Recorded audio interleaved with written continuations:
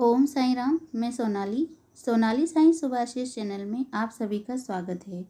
साईं सच्चरित्र के अध्याय 13 में बाबा ने कहा है, वे भाग्यशाली जिनके समस्त पाप नष्ट होने हो, वे ही मेरी उपासना की ओर अग्रसर होते हैं। यदि तुम केवल साईं साईं का ही स्मरण करोगे तो मैं तुम्हें भवसागर से पार उतार दूंगा। इन शब्दों पर विश्वास करो, तुम्हें अवश्य लाभ होगा। मेरी पूजा के निमित्त कोई सामग्री या अष्टांग योग की आवश्यकता नहीं है। मैं तो भक्ति में ही निवास करता हूँ। इस प्रकार बाबा अपने मधुर शब्दों से उपदेश दिया करते थे। अब सुनिए भीमाजी पाटिल की कथा। नारायण गांव के एक महानुभाव भीमाजी पाटिल को सन 1909 में वृक्ष स्थल में एक भयंकर रोग हुआ, जो आगे चलकर क्षय रोग में परिणित हो गया। उन्होंने अनेक प्रकार की चिकित्सा की, परंतु कुछ भी लाभ न हुआ। अंत में वो भगवान की शरण में गए। इसलिए उन्होंने साईं बाबा के परम भक्त श्री नाना साहेब चांदोरकर से इस विषय में परामर्श लिया। नाना साहब ने कहा कि अब तो केवल एक ही उपाय शेष है, और वह है साईं बाबा के चरण कमलों की शरणागति। नाना साहेब के वचनों पर विश्वास करके उन्होंने शिरडी की ओर प्रस्थान किया।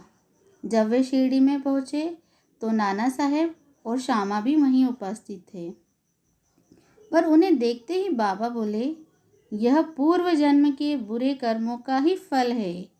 इस कारण मैं इस झंझट में नहीं पड़ना चाहता। यह सुनकर रोगी अत्यंत निराश होकर करुणापूर्ण स्वर में बोला, मैं बिल्कुल निस्सहाय हूँ और अंतिम आशा लेकर आपके श्री चरणों में आया हूँ। आपसे दया की भीख मांगता हूँ। हे दिनों के नाथ, मुझ पर दया करो। इस प्रार्थना से बाबा का हृदय द्रवित हो आया और वे बोली, अच्छा ठहरो, चिंता न करो, तुम्हारे दुखों का अंत शीघ्र होगा। कोई कितना भी दुखित और पीड़ित क्यों न हो, जैसे ही वह मस्जिद की सीढ़ियों पर पैर रखता है, वह सुखी हो जाता है। मस्जिद का फ़कीर बहुत दयालु है और वह तुम्हारा रोग भी निर्मूल कर देगा। वो तो सब पर प्रेम और दया रखकर रक्षा करता है। रोगी को हर 5वें मिनट पर खून की उल्टियाँ हुआ करती थी, परंतु बाबा के समक्ष उसे कोई उल्टी न हुई। और जिस समय से बाबा ने आशा और दयापूर्ण शब्दों में उद्गार प्रकट किए, उसी समय से रोग ने भी पलटा खाया। बाबा ने रोगी को भीमाबाई के घर में रहने को कहा। इस स्थान पर रोगी ने 2 स्वप्न देखे। पहले स्वप्न में रोगी ने देखा कि वह एक विद्यार्थी है और शिक्षक के सामने कविता मुखाग्र न कर सकने के कारण बेतों से मार खा रहा है और उसे असहनीय कष्ट हो रहा है।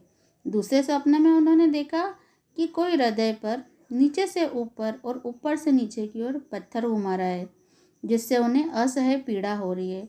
इस प्रकार कष्ट पाकर वह स्वस्थ हो गया और घर लौट आया। फिर कभी कभी वह शिरडी आते और बाबा की दया का स्मरण करके उन्हें साष्टांग प्रणाम करते हैं। महाराष्ट्र के लोग प्रतिवर्ष या प्रति माह सदैव सत्यनारायण का व्रत किया करते थे, परंतु भीमाजी ने अपने गांव पहुंचकर सत्यनारायण व्रत के स्थान पर एक नया ही व्रत सत्य साईं व्रत आरंभ कर दिया। तो भक्तों, ऐसा कोई रोग नहीं है जिसे बाबा नहीं ठीक कर सकते, या पूर्व जन्म के जो हमारे बुरे कर्म हैं वो भी बाबा नष्ट कर सकते हैं। केवल बाबा का स्मरण और उनका ध्यान आवश्यक है। यदि आप भी अपने जीवन में किसी कष्ट से गुजर रहे हैं तो साईं साईं का स्मरण कीजिए। ऐसा कोई कष्ट नहीं है जो बाबा दूर नहीं कर सकते हैं।